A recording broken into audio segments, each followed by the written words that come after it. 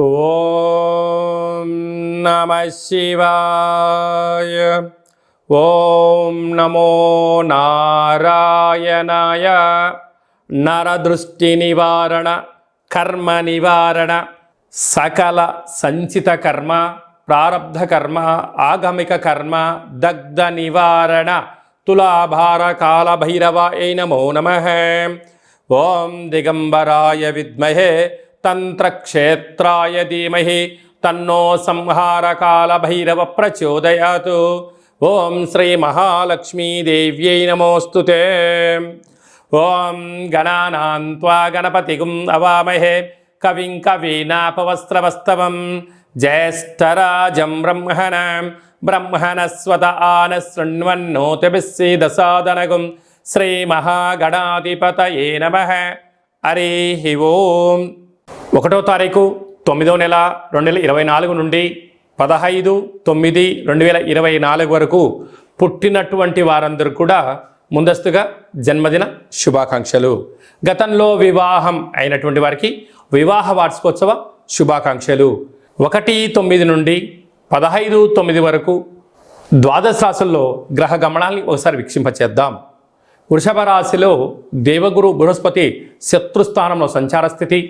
మిథున రాశిలో కుజ భగవానుడు, కర్కాటక రాశిలో బుధ భగవానుడు, సింహరాశిలో ఏడాది తర్వాత రవి భగవానుడు, కన్యరాశిలో శుక్రుడు మరియు కేతు సంచార స్థితి, కుంభరాశిలో శని భగవానుడు వక్రగమన సంచార స్థితి, మీనరాశిలో రాహు భగవానుడు సంచార స్థితితో ద్వాదశ రాశుల్లో గ్రహ గమనాలు ఈ విధంగా ఉన్నాయి.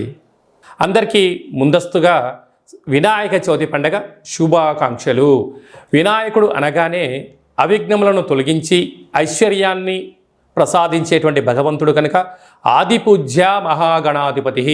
అంటే ఏ పూజను మనం ప్రారంభించాలనుకున్నా పసుపుతో చేసిన గణపతి స్వామికి మనం పూజ చేసుకుంటూ ఉంటాం. భాద్రపద మాస శుద్ధ చవితి వినాయక జయంతి సందర్భంగా గణపతి స్వామి యొక్క ఆశీస్సులు మనందరిపైన ఉండాలని కోరుకుంటూ, కైలాసనాథుడి యొక్క సుపుత్రుడి యొక్క ఆశీస్సులు మనందరిపైనను చూపిస్తూ, ఎవరికి ఎలాంటి కష్టాలు లేకుండా అందరికీ విద్య, విజ్ఞానము, ఉద్యోగము, వివాహము, సంతానము, రాజయోగము, రాజభాగ్యము, రాజభోగము, ఆనందయోగము, ఎవరికి ఏవేవి కావాలో అన్నీ ప్రసాదించే శక్తి ఆ విఘ్నేశ్వర స్వామి వారికి ఉంది కనుక అందరిపైనను గణపతి స్వామికి ఆశీర్వాదాలను కోరుకుందాం. దయచేసి వినాయక చవితి రోజు సాయం సంధ్యాకాల సమయంలో ఎవరు దయచేసి ఆకాశంలో ఉండబడినటువంటి చంద్ర భగవాను ఎవరూ దర్శించవద్దు. కారణం ఏమిటనగా మన కృష్ణ పరమాత్ముడు పాలలో గ్లాసులో చంద్ర భగవాను యొక్క దర్శనమైనందుకు ఆ సంవత్సరాంతము అనేక రకాలుగా చెయ్యనటువంటి నిందలను పడి అనేక రకాలుగా ఇబ్బందులకు గురయ్యాడు అని చెప్పి మనకు అనేక రకాల పురాణాలు చెప్తూ ఉన్నాయి. కనుక దయచేసి మనం ఎవరము కూడా చూడకుండా ఉండే ప్రయత్నం చేయండి. పరిస్థితుల ప్రభావం చేతనో ఏదో పరిస్థితుల ప్రభావం చూసినట్లయితే దగ్గరగా ఉండబడినటువంటి గణేశ స్వామివారి యొక్క మండపం దగ్గరికి వెళ్ళి ఆ అక్షంతలు వేసుకొని స్వామివారికి మనసారా దండం పెట్టుకోగలిగినట్లయితే ఆ యొక్క చంద్ర దర్శన దోషం తొలగిపోతుందని చెప్పి గమనించగలగాలి. వీలైనంత వరకు కలుషితము కానటువంటి, అంటే రసాయనిక రంగులతో తయారు చేసినటువంటి వినాయకుడిని కాకుండా ఆర్గానిక్ సహజ సిద్ధమైన రంగులను ఏర్పాటు చేసినటువంటి గణపతి స్వామిని పూజించుకుందాం. భావి తరాలకి, అంటే రాబోయేటువంటి రోజులలో కలుషితము లేనటువంటి చెరువులను కాపాడుకుందాం. ఎందుకనగా చెరువులో వేయడం వలన నీరు కలుషితమవడం, అందులో ఉండబడినటువంటి జలరాశులు అంటే చేపలు కానీ, కప్పలు కానీ, అనేక వానపాములు కానీ అవి మరణించకుండా కాపాడుకునే బాధ్యత మన అందరిపైన ఉందని చెప్పి కూడా గమనించగలగాలి. అలాగనే సంపూర్ణంగా మనము ఈ యొక్క గరికను, ఫలాలను, పత్రాలను, పుష్పాలను భక్తితో పూజ చేసుకుందాం. గణపతి స్వామికి ఆశీస్సులు పొందుదాం. అనేక మందికి ఆదర్శంగా ఉందామని చెప్పి కూడా గమనించాలి.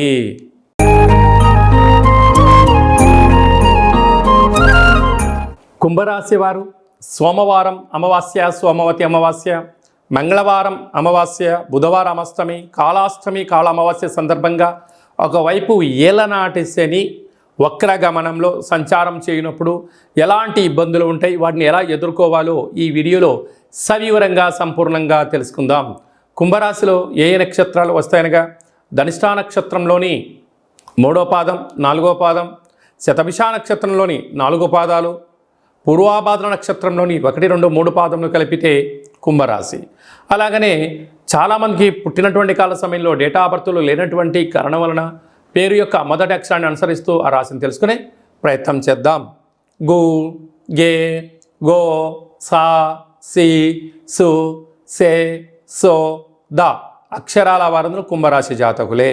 కుంభరాశి వారికి ప్రస్తుత కాలమాన ప్రకారంగా రాశిలోనే మధ్యమ సంచార స్థితిలో శని భగవానుడు వక్రగమన సంచార స్థితి అవ్వడం, సోమవారం రోజు అమావాస్య మఖా నక్షత్రం అవ్వడం, మంగళవారం అమావాస్య పుబ్బా నక్షత్రం అవ్వడం, బుధవారం జ్యేష్ఠ నక్షత్రం అష్టమి అవ్వడం వలన వీలైనంత వరకు ఒక ఎర్రటి గుమ్మడికాయను కట్ చేసి సగ భాగాన్ని కట్ చేసుకొని ఇంట్లో బియ్యపిండి చేత అష్టదళ పద్మాన్ని, ఉప్పును, బియ్యాన్ని, తెల్లనివులను పోసి అందులో ఈ యొక్క కూష్మాండ దీపాన్ని ఏర్పాటు చేసుకొని యథాశక్తిగా కాలభైరవ అష్టకాన్ని, కాళభైరవ అష్టోత్తర మంత్రాన్ని చెప్పుకొని సంకల్పం చెప్పుకొని పెరుగన్నాన్ని, ఉల్లిపాయలతో కలిపినటువంటి పెరుగన్నాన్ని నైవేద్యంగా ఏర్పాటు చేసి వీలైతే మనకు తెలంగాణ సాంప్రదాయ ప్రకారంగా శాఖబయడం అంటారు, అంటే సురాపానాన్ని నైవేద్యంగా పెట్టి చాకలి వారిని పిలిచి దానం చేయడం వలన లేకుంటే దానం చేయించడం వలన శని యొక్క ప్రభావ సంచార స్థితి, పంచమ స్థానంలో ఉండబడినటువంటి కుజుడి యొక్క దోష సంచార స్థితి,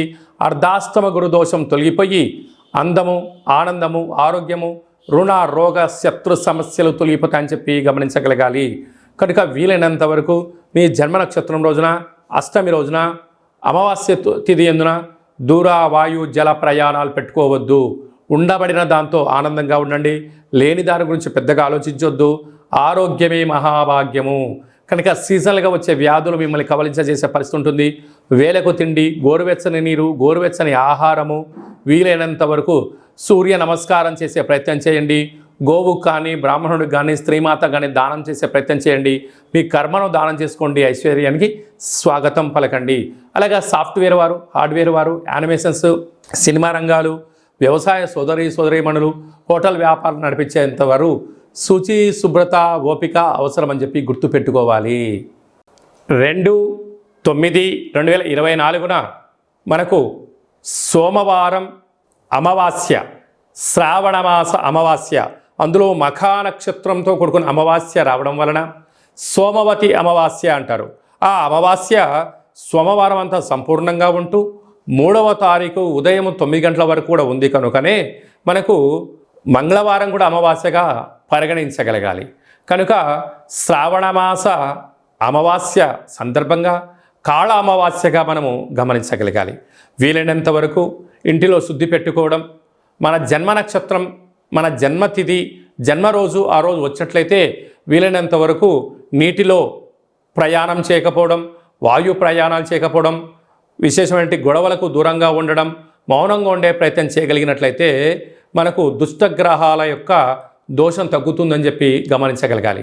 వీలైతే కాలాన్ని శాసింపజేసే శక్తి కాళభైరవ స్వామి వారికి ఉంటుంది. కనుక మనమందరము కూడా కాళభైరవ స్వామి యొక్క స్మరణ, ధ్యానము, కూష్మాండ దీపము, కాళభైరవ స్వామికి ఒక సౌభాగ్య ముడుపు కట్టుకొని హోమ కార్యక్రమంలో పాల్గొన్నట్లయితే మనకు అమావాస్య ఛాయలు, సోమవతి అమావాస్య ఛాయలు దోషం తొలగిపోతుందని చెప్పి కూడా గమనించగలగాలి. వీలైతే మీరు ఇంట్లో చేసుకోండి. కుదరకపోతే ఈ కింది నెంబరు సంప్రదించినట్లయితే మన యొక్క దేవాలయంలో అమావాస్యకు విశేషమైనటువంటి కాళ అమావాస్యకు సంబంధించినటువంటి హోమ కార్యక్రమాలు జరుగుతాయి. కనుక మీకు వాట్సాప్ కాల్ ద్వారా ప్రత్యక్ష ప్రసారాన్ని కూడా చూపించడం జరుగుతుందని చెప్పి గమనించగలగాలి. అలాగనే మనకు 7వ తారీఖున వినాయక చవితి పండగ. కనుక మనమందరము కూడా ఆది పూజ్య మహాగణపతి స్వామి వారి యొక్క పూజా కార్యక్రమాలని యథాశక్తిగా మనకు ఎంత శక్తి కలిగితే అంత శక్తిగా స్వామివారిని పూజ చేసుకుందాం.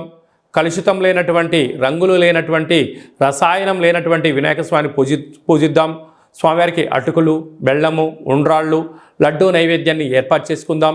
స్వామివారి యొక్క ఆశీస్సుల కోసం మనం అన్ని విధాల మానవ ప్రయత్నం చేద్దాం.